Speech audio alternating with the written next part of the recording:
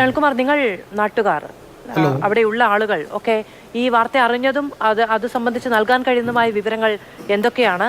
ഋതു ഒരു സ്ഥിരം ശല്യക്കാരനാണ്, ഗുണ്ടാ ലിസ്റ്റിൽ പേരുള്ളയാളാണ്, പോലീസ് സ്ഥിരമായി നിരീക്ഷിക്കുന്ന ഒരാളാണ് തുടങ്ങിയ ഒരുപാട് വാർത്തകൾ ഇതിനകം മാധ്യമങ്ങളിൽ വന്നു കഴിഞ്ഞു. എന്നിരുന്നാൽ പോലും നമ്മുടെ ചുറ്റുപാടുകളിൽ ജീവിക്കുന്ന മനുഷ്യർ സഹോദരത്തോടെ ജീവിക്കുന്നു എന്ന് നമ്മൾ വിചാരിക്കുന്ന ആളുകൾക്കിടയിൽ ഇങ്ങനെ ഒരു കുടിപ്പകയും ഇങ്ങനെ ഒരു പ്രതികാരവും ഒക്കെ ഉണ്ടാവുക എന്ന് പറയുന്നത് അത്ര സ്വാഭാവികമല്ലല്ലോ.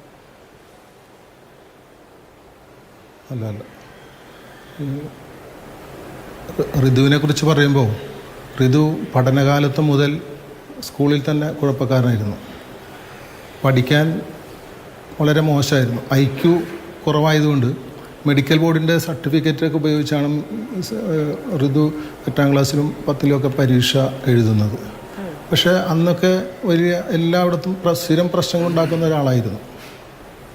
പിന്നീട് ഋതു പല സംഘങ്ങളുമായി ചേർന്ന് MDMA പോലെയുള്ള ലഹരി പദാർത്ഥങ്ങൾ ഉപയോഗിക്കുകയും സ്ഥിരം പ്രശ്നങ്ങളുണ്ടാകും. പക്ഷെ നാട്ടിൽ അങ്ങനെ വലിയ പ്രശ്നങ്ങളുണ്ടാകുമെന്ന് ചോദിച്ചാൽ അങ്ങനെ വലിയ പ്രശ്നങ്ങൾ ഉണ്ടാക്കിയിട്ടുമില്ല.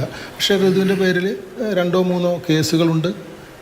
ചില സംഘങ്ങളുമായി ചേർന്ന് പലപ്പോഴും പ്രശ്നങ്ങൾ ഉണ്ടാക്കുന്നുണ്ട് എന്ന വിവരം നാട്ടുകാർക്ക് അറിയാമായിരുന്നു. പക്ഷേ ഇതൊക്കെ ആണെങ്കിലും അത്ര വലിയ പ്രശ്നക്കാരനാണ് ഋതു എന്ന് നാട്ടുകാർക്ക് പറയാനും കഴിയില്ല. അയൽവാസികളുമായി ചില തർക്കങ്ങളൊക്കെ ഉണ്ട്. അതിൻ്റെ പേരിൽ ഇങ്ങനെ അവരുമായി നിരന്തരം പ്രശ്നങ്ങൾ ഉണ്ടാക്കിയിരുന്നു എന്നതാണ് അറിയാൻ കഴിഞ്ഞത്. അപ്പോൾ പലപ്പോഴും പ്രശ്നങ്ങൾ ഉണ്ടാകുമ്പോൾ പോലീസിൽ പരാതി കൊടുക്കും, പോലീസ് വിളിപ്പിക്കും.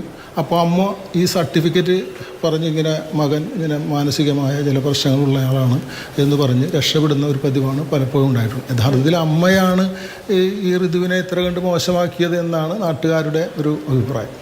അപ്പോൾ ആ നിലക്കാണ് കാര്യങ്ങൾ പോയിക്കൊണ്ടിരുന്നത്. പക്ഷേ ഇത്ര നാടിനെ നടുക്കിയ, അല്ലെങ്കിൽ എൻ്റെ ഗ്രാമത്തിൽ കേട്ടുകേൾവിയില്ലാത്ത ഈ സംഭവത്തിന് യഥാർത്ഥ കാരണം എന്താണെന്ന് ഇനിയും നാട്ടുകാർക്കൊന്നും മനസ്സിലായില്ല. കാരണം അത്രയേറെ വലിയ പകയുണ്ടാവാനുള്ള ഒരു കാരണം നമുക്ക് ഇനിയും കണ്ടെത്താൻ കഴിഞ്ഞിട്ടില്ല എന്നാണ്.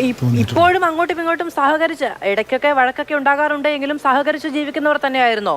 ഇതിപ്പോ കളിയാക്കി എന്നൊരു സംഭവം പറയുന്നുണ്ട്, വീട്ടിലെ വളർത്തുനായ ചെന്നു എന്ന് പറയുന്നുണ്ട്.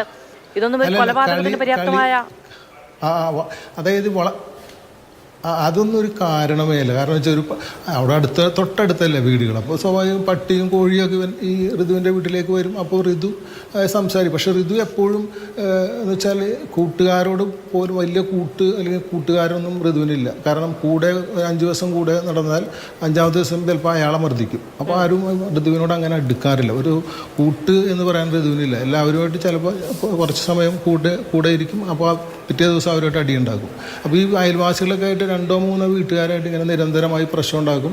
എന്തെങ്കിലും ചെറിയ വിഷയത്തിന് പോലും ആയുധങ്ങൾ എടുത്തിട്ടാണ് ചോദിക്കാൻ ചെല്ലുന്നത്. ഇപ്പോൾ അവരുടെ അയൽവാസിയുടെ പട്ടി ഇയാളുടെ വീട്ടിൽ വന്നു എന്ന് പറഞ്ഞുകൊണ്ട്, അയൽവാസിയുടെ കോഴി ഇയാളുടെ വീട്ടിൽ വന്നു എന്ന് പറഞ്ഞുകൊണ്ട് ചോദിക്കാൻ ചെല്ലുന്നത് തന്നെ കമ്പി ആയിട്ടാണ് ചെല്ലുന്നത്.